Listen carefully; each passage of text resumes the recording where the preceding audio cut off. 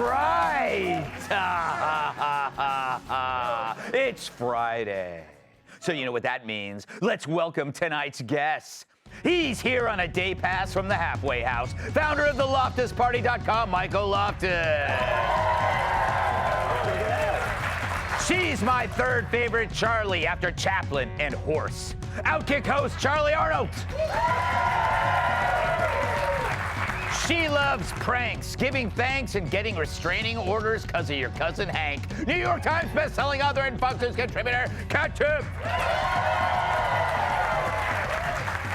And the only thing he hates more than snow is child support. New York Times bestselling author, comedian, and world champion NWA, whatever.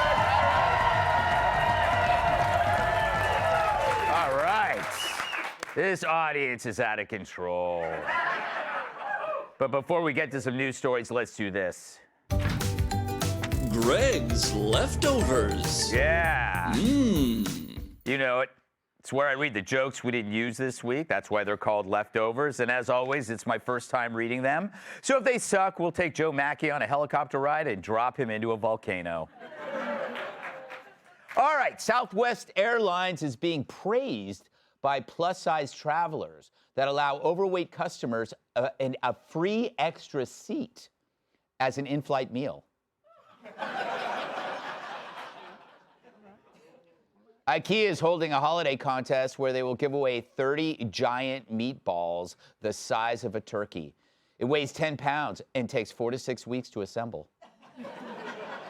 In response, one happy customer replied, "Put me down for a dozen."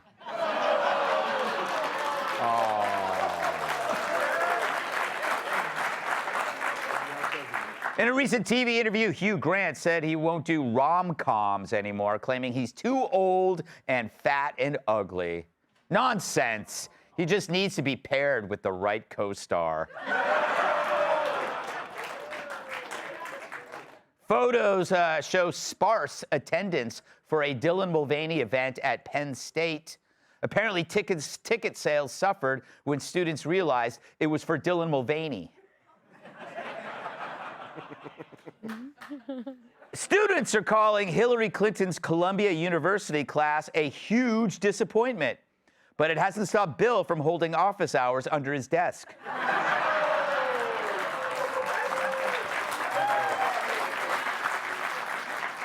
Researchers in England have unearthed an ancient creature that stalked the waters off England's coast millions of years ago and had a 6-foot skull, or as John Kerry calls it, Dad.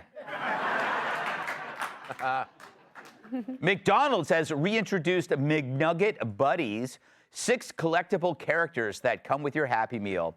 And just like McNuggets, they're also not made of chicken.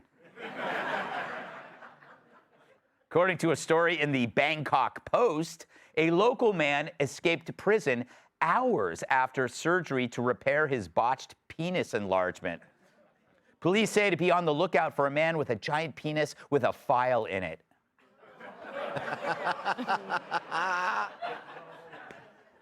Remember how file was in every prison escape? Yeah, we got it. Put it in a cake. All right. California could soon vote on recycling used toilet and bath water for drinking purposes. Big whoop. We've been doing that forever, said dogs. Trains at Newark Penn Station were delayed on Thursday after a wild bull ran on the tracks. To be fair, the bull took a shortcut since it was late for work.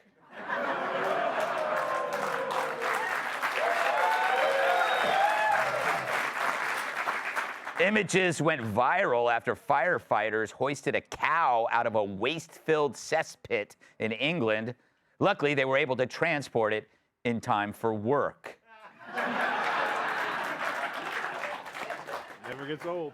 An anti-aging drug for dogs has moved closer to gaining FDA approval.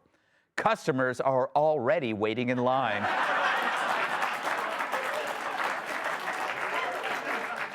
No, it's nothing personal. We just saved money using the same picture 3 times. An Indiana high school student won a major national award for creating an app that helps users find nearby bathrooms. Who needs that when you have pants? Said one man.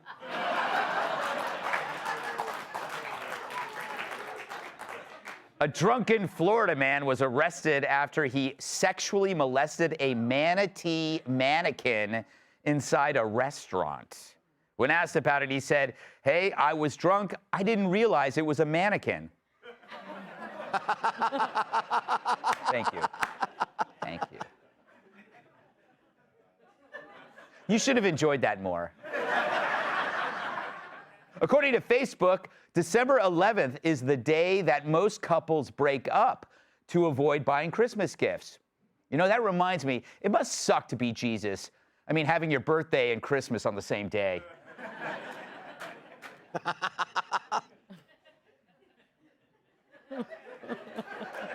Reports claim that next year a national TV station will debut the first ever artificially generated news anchor, which is weird because at Fox we already have one.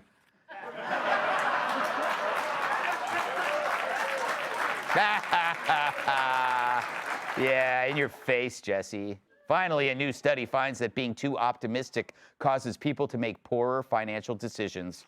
And in some cases, it can lead to homelessness. Now to the news. Dancing buffoons who support Marxist goons. True, the only thing worse than their political stances is how this vomit-inducing group dances. But now you probably gouge your eyes out after seeing this bizarre interpretation of the Nutcracker inside the White House. But watch.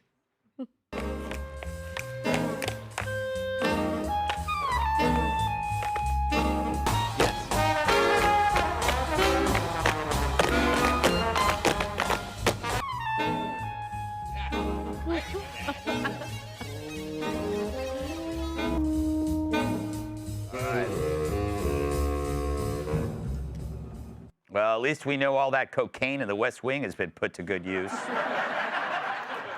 The crazy part is it was paid for with everybody's tax dollars, except, of course, Hunter, because he's a tax cheat. Apparently, Dr. Jill invited the Dorrance dance troupe to perform the beloved Christmas classic. She originally asked Antifa, but they were already booked for Kamala's Christmas party. Stop. After all, it was their turn to bail her out. See, it was worth it.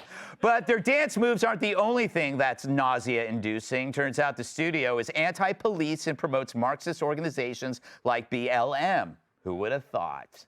The company's founder, Michelle Dorrance, promotes her so-called anti-racism ideology and talks about understanding her white privilege and the never-ending struggle against systemic racism and white supremacy in this country. Yep, turns out their definition of nutcracker is cracking the nuts of crackers. Even Ebenezer Scrooge is calling this broad a buzzkill.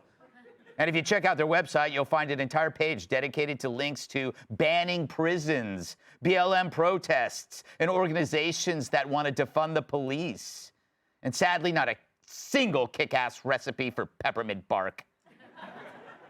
And yet, Dr. Jill invited them to perform in America's house during the most holy time of the year, perhaps because Hamas was busy. But at this point, it's to be expected. If the North Pole had a national anthem, they'd kneel. I can't wait to see the nativity scene. Rachel Levine will make an amazing Virgin Mary.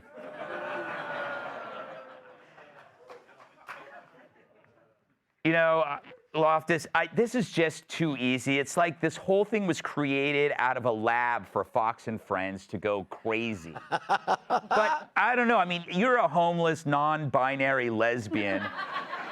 Do you support the White House bringing in this woke dance group? I support them shining a light on just the total insanity that is the modern age. Like Joe and Jill now are the crazy guest stars on the great sitcom of America. Yeah. You know how like the wacky aunt would always come in for an episode? Yes. And she'd be like, you should hug it out and dance your way out of jams, you know? And it turns out her life is a tragedy. That's what this is. Like Joe and Jill, their lives are suck. The kid's a freaking addict. They can't do anything. And then they ruin Christmas with this horrible Hunger Game. It's like a slow drive-by of Christmas. Yeah. And the costumes look like it was from a furniture repair shop. Yeah. You know? How many orgasms did Jill have when she saw that? Oh, I'm going to wear that. I'm going to wear that tomorrow. The big flower on my head and the couch print. It made me seasick. watching it, you know, like Yes. kind of like a little motion sickness. It was about as Christmas themed as a drag queen throwing up on a piñata. Yeah, it was very concerning. I was like, are they dancing or having seizures? Yes. But truly, I think forget the crimes, forget the corruptions. This display alone should be enough to get Joe Biden impeached. Yes. It was that bad. Somebody's going to clip that out and think we're serious. Gutfeld show says Biden should be impeached over holiday themed party. We already know who's going to call me out for it, right? There's one name that sticks out to us. We've talked about it for several weeks on the show. But really, there's only one thing that probably would have made it even more disturbing. That would be Zelensky in the middle of it all in a unitard gyrating, which, of course, thanks to the internet, we have already seen. Yeah, that's true. But to like what you said, it just sheds the light on the bigger problem. This country, the government, they're doing everything that they possibly can to destroy tradition in the name of DEI and dystopia nonsense. And honestly, it was like Whoville on cocaine. Perfect for the modern day White House. Whoville on cocaine. Yeah. And There how you do go. you even find an anti-cop dance company? I don't know. Like, you know, ball step, I can't breathe. Ball chain, hands up, don't shoot. Kat, do you know, just stepping back, this kind of, for me anyway, reflects like the problem with like musical theater and dance troupes. It's not entertainment for you, it's entertainment for the participants. It's like a celebration of ego. Look at me, look at us. That's why that guy was like going like this, and it's not, there's no skill in that. I don't know, Greg. You're nailing it. You're nailing it. That was a brilliant reinterpretation of Hamlet. More emotion in your face. You're almost there. Maybe I'm focusing on the wrong thing, but I feel like I can't be the only one who doesn't understand why the executive branch of our government needs a dance team. Like, at all, right? I mean, there's people struggling. It's the holidays, struggling to pay for things. Our government insists that they can't ease the tax burden on us at all. They can't find anywhere to make cuts. No one was like, what about the White House's dance team? Yes. I just think it's so strange. I mean, this is a video for all us to see. This was a priority It's for so them. weird to me that as citizens, we are forced to give our money to pay for our own rulers' promotional materials. Yes. It's absurd and it's wrong. It is. No, that's the worst part about it. Actually, you know, you're right. It's like people are struggling paying their bills, and they expect you to like this. If you criticize this, it's on you, right? I think it sucks. Quote me.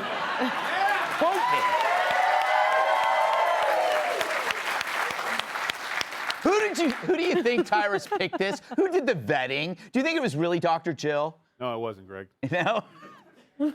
So a lot of you don't know this. I know I've had a lot of jobs, but one of my dreams was to be a choreographer. And the White House came to me and they said, listen, I know we don't agree on much, but we agree on one thing. Dance cures everything. And I just so happened to have a script I had been working on. Yes. And this is it. How dare you, Gutfeld? Your greatest life's work. I mean, you know what? It was for me, Greg. It was all for me. No, okay. Why are we surprised? This is the move. Big pharma, every medical new drug that comes out, they have it with dancing. That's true. Everything's dancing. The world's falling to but guess what? We're dancing. So no one's really mad. Ozempic, right? Yeah. Type 2 diabetes, Yes, right? yeah. She's dancing her little chunky ass off, right? Here's the comb. Hold on. No, not yet, not yet. You gotta wait for this one. You want something to quote? I'll get you off the hook right now. If her little ass was dancing all the time, she wouldn't need the Ozempic. I just want to put that out there.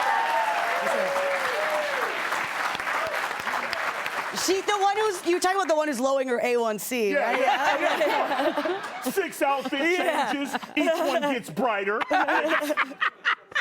You know, it's everything. Like they just bring dances in. They can literally tell us, listen, China just bought half of America. I'm not gonna lie, I've said it about her as well. All right, we got to move on. Hey, Sean Hannity here. Hey, click here to subscribe to Fox News YouTube page and catch our hottest interviews and most compelling analysis. You will not get it anywhere else.